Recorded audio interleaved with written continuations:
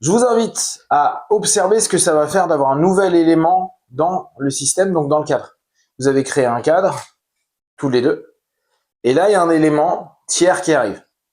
L'élément tiers, mine de rien, va bouger le cadre. Donc, on revient à cette idée dont on parlait hier, où il y a un macro-cadre, qui va être le macro-cadre, en général, celui du cabinet, celui de la salle de formation, celui du cabinet de kiné, de psychiatrie ou autre. Et à un moment donné, il y a un élément qui vient avec son propre cadre et sa propre posture, et le thérapeute ou celui qui reçoit qui va suivre le macro-cadre que lui-même, en général, il a posé. C'est l'idée. Il est possible que ce soit pas posé volontairement, et on revient sur, c'est des figures d'autorité qui ont posé un cadre prédéterminé dans lequel je m'associe dans un premier temps, et je me dis, je fais de la psychiatrie, donc je le fais comme ça. Et c'est au fur et à mesure que tu crées ton sous-cadre, qui est un macro-cadre pour toi, mais qui n'est pas un macro-cadre général de la psychiatrie, de l'hypnothérapie, de la kinésithérapie.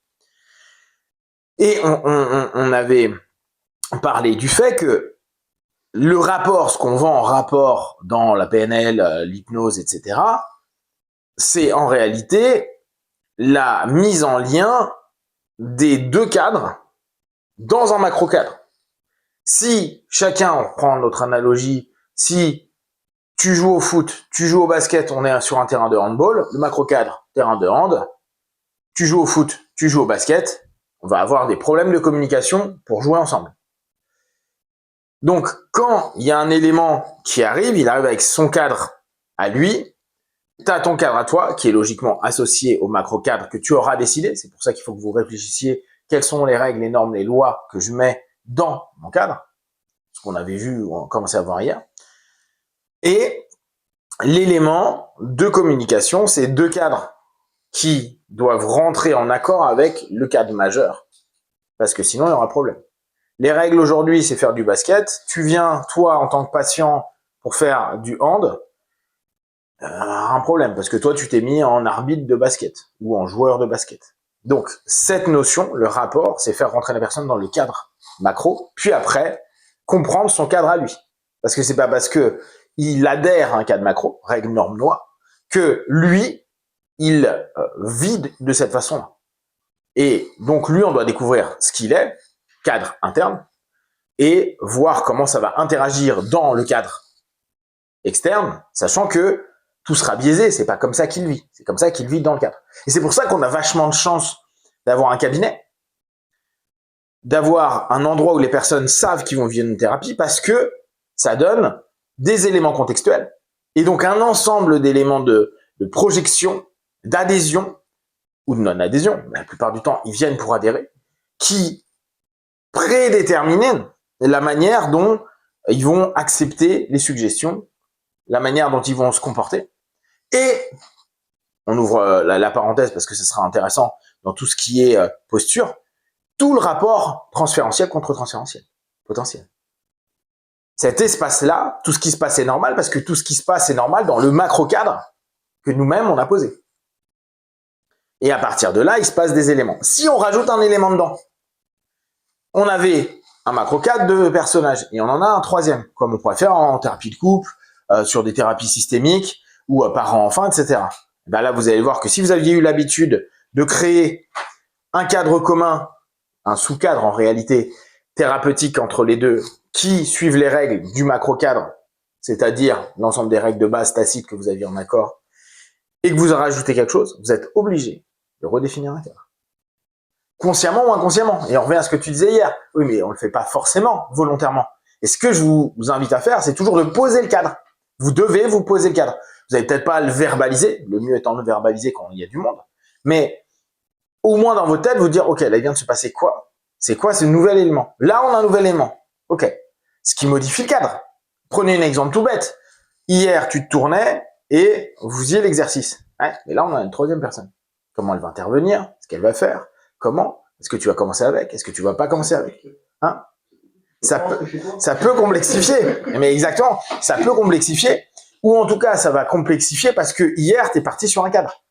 Et mine de rien, on s'habitue très facilement, on crée des patterns, modèles, process, de cadres qu'on connaît. On connaît. qu'on a depuis une journée, mais ça y est, on l'a assimilé, on se dit c'est bon. Et le plus drôle dans cette histoire-là, c'est que si vous vous habituez à ce cadre-là, il y a peut-être un quatrième membre qui va arriver plus tard, qui va encore modifier l'ensemble du système. Et c'est un peut-être qui a de fortes chances de le faire. Donc c'est d'autant plus rigolo. Parce que vous verrez que ça rechange les cadres. Et, ce qu'on verra plus aujourd'hui, mais ça modifiera vos postures. Qu'on le veuille ou non. Pour des trucs tout bêtes, comme tu avais dit à un moment donné, parce que la dernière fois, il s'était passé en session une remontée émotionnelle, tu t'es dit, bah c'est bon, parce qu'en fait, je sais les gens qu'il y a, et je sais que avec eux, ça se passe bien. Mais tu vois la différence du système. C'est-à-dire que le cadre, il se modifie, bah ta posture, inconsciemment, elle va se modifier. Jusqu'à ce que tu aies confiance en, et tout recommence. Et vous imaginez que quand vous allez ramener quelque chose, ou inversement, si votre patient vous ramène un dépôt de contenu nouveau, qui recadre ce que vous aviez au départ. Je suis marié, j'ai 2 enfants, vous faites des sessions, je suis marié, je suis 2 enfants, puis au bout de la 5e session, elle vous dit, je trompe ma femme depuis 6 mois, et j'ai une amante quelques années plus tard. Ah ben ça modifie l'ensemble du système. Ça modifie le cadre dans lequel vous avez travaillé, parce que vous avez un ensemble d'éléments manquants, qui d'un coup, le cadre, il fait brrr, et tu fais, oh putain, mais en fait, ça peut s'expliquer non pas par l'interaction là, mais par l'interaction là qui triangule avec celle-ci. Et là, on va commencer à poser des questions sur cet élément qui s'ouvre. Ok? Donc, on vient un petit peu, pour résumer ce qu'on avait vu hier. L'importance des cadres. Les cadres, il y en a partout. Les cadres, en gros, c'est les règles, les lois, les normes qu'on pose ou qui sont posées. Il y en a qui sont des macro-cadres, on va dire, où on n'a pas vraiment de pouvoir dessus. Les règles, les lois, qu'est-ce que la psychologie, qu'est-ce que la psychiatrie. Et encore que, mais il y a 10 000 tendances. Ouais. Et c'est pour ça qu'il va falloir même définir dans quel macro-cadre on est. Parce que si par exemple on dit je fais de l'hypnose ericksonienne, on sait bien qu'on fait pas de l'hypnose directive. Mais il faut le définir. Donc il faut savoir le macro-cadre, de quoi on parle, et si on ne sait pas, poser des questions pour savoir comment est défini le cadre. Cette notion-là de je pose des questions pour connaître le cadre, c'est important. Parce que sinon, on revient dans la pensée quasi projective, où tu dis, non mais je vois ce qu'il veut dire. Et moi je te disais hier, ouais mais moi il y a un truc qui bloque, je comprends pas quelque chose. Non mais c'est logique, oui je sais que c'est logique, mais je comprends pas sa manière de fonctionner. Donc il va falloir que la manière de fonctionner son cadre. Et c'est là où on doit réussir à interroger le cadre. Donc il y a le macro, puis après il y a les cadres qui nous sont propres. Donc des cadres qu'on va créer, qui vont être en général des micro-cadres, et il va y avoir un cadre interne et un cadre externe. On est tous d'accord là-dessus? Et on va avoir des sous-cadres, internes, externes.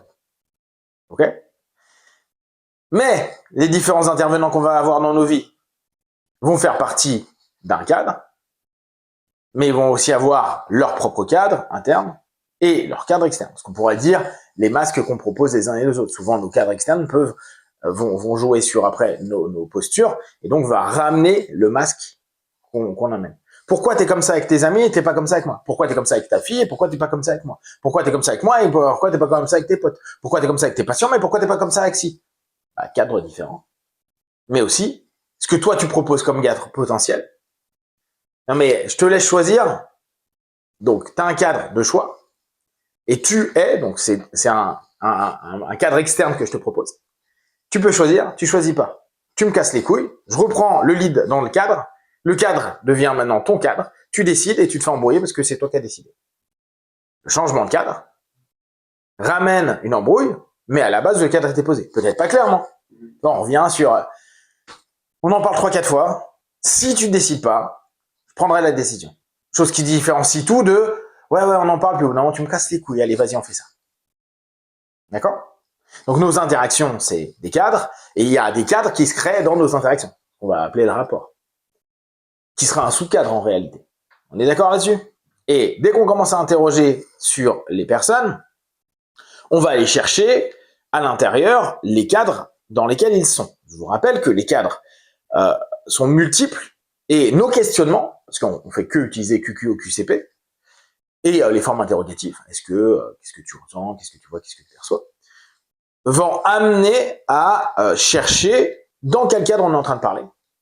Et les évitements, vous allez voir souvent, c'est je te pose une question sur un cadre, et tu me réponds sur un autre cadre.